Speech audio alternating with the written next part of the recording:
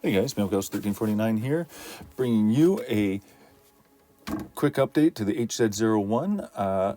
For those that just want the TLDR, here it is. I love it. It's a great watch. And on top of that, I have some big news from HZ Watches. The HZ.01 V2 releases in just 2 days. So if you haven't already had an opportunity to pick one up at the great price of, $170 US, right? You have 2 days from the time of this video is released to get one. If you already have one, I'd say buy a black one. It's the new fourth color pathway and looks great in the previews. Or if you're not sure that you want a second one of these, wait for the pending HZ.02. As I understand it, it is coming, so get ready for it. So if you'd like to hear a little bit more, having worn the HZ.01 quite consistently now, here's my update for it.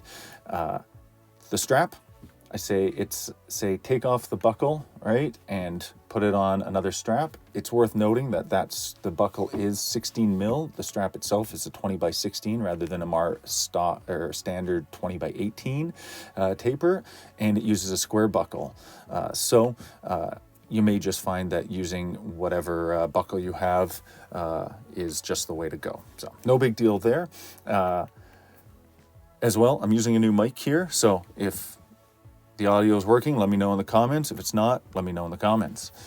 Moving on, as we look at the dial, the white Riho, right, is wonderful. And I love it. The 3D printed indices are fantastic. They really stand out. And the real star here, though, is the high polished, what do you want to call it? Part, if you would, that separates the raised outer ring from the lower plane inner disc. Looks fantastic, really stands out. I hope it gets captured in the video here, but it looks fantastic. The whole dial, everything the watch is really well designed and looks fantastic. That said, I still maintain the date window too small, and we'll find out in just a minute what they've done for version 2 on that one. And I still say that the day window should have polished beveling to match the rest of the polished beveling inside the dial space. So other than that, so far the case titanium is holding up well. It's adopted feathering, of course, across the all case surfaces from the way that I wear it, but no big deal. That said, the most notable spots are this pointed edge along the bezel. I really like the design of the bezel, but it's showing that's where the feathering does seem to show the most. Finally, I'd still like to see the handset scaled out a bit, specifically that hour hand, just so it's a little bit easier to see at a glance. When you have a high polished silver on a silver background, right, or two monotone surfaces, they tend to blend in, right? So here you do have that just slightly off-white loom center parts to the handsets. That is what you immediately notice when you glance down at the watch. But I'd like to see the hour hand specifically scaled out so it's more noticeable again at a glance.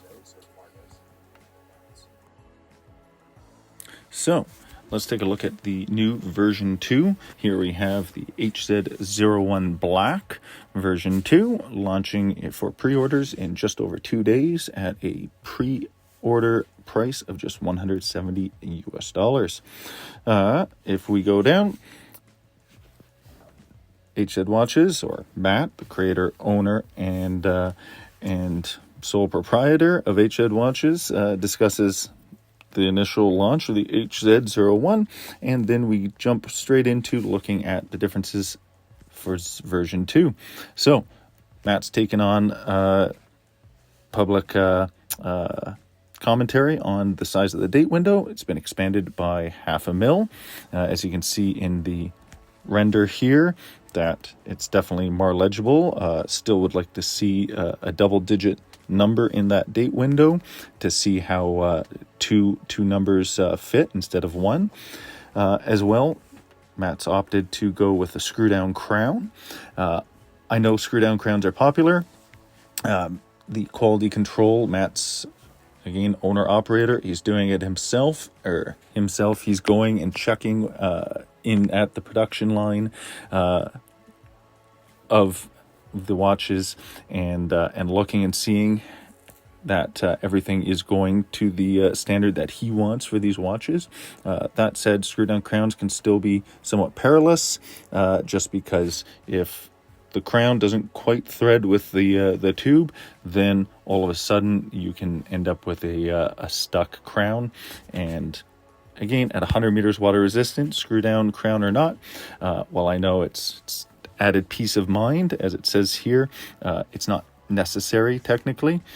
So some food for thought. As well, the lume's been given an additional 2 coatings of Super Luminova for even better legibility. It'll be interesting to see how that plays out. Other than that, it all seems to remain the same. Something to note is I'll jump into a photo of the green. If we look at the day window here, and then we compare that to the some of the other photos, right? The font is different, or the font size specifically is different, and I'm curious if this is just from the transition from the render to the actual product, or what that is. It would be interesting to see the font for the date or day window made slightly smaller to somewhat pair better with the day window. So curious to see if that's just a little glitch or if that's an actual thing. So otherwise, still love the HZ.01. Really interested to see what happens down the line with the HZ.02, whether that ends up being a super compressor, because super compressors are a hot topic right now, or a more traditional chronograph, or what direction Matt decides to take the HZ watches brand. So other than that, let me know how the audio was this time around with the new mic. And yeah, thanks for watching. Comment if you're going to pick up an HZ.0 watch, and which one you picked up, because yeah, these are fabulous watches. This is a unique opportunity to get one at half the price of a Saint Martin, which is just wild. So again, thanks for watching, guys, and have a great day. Cheers.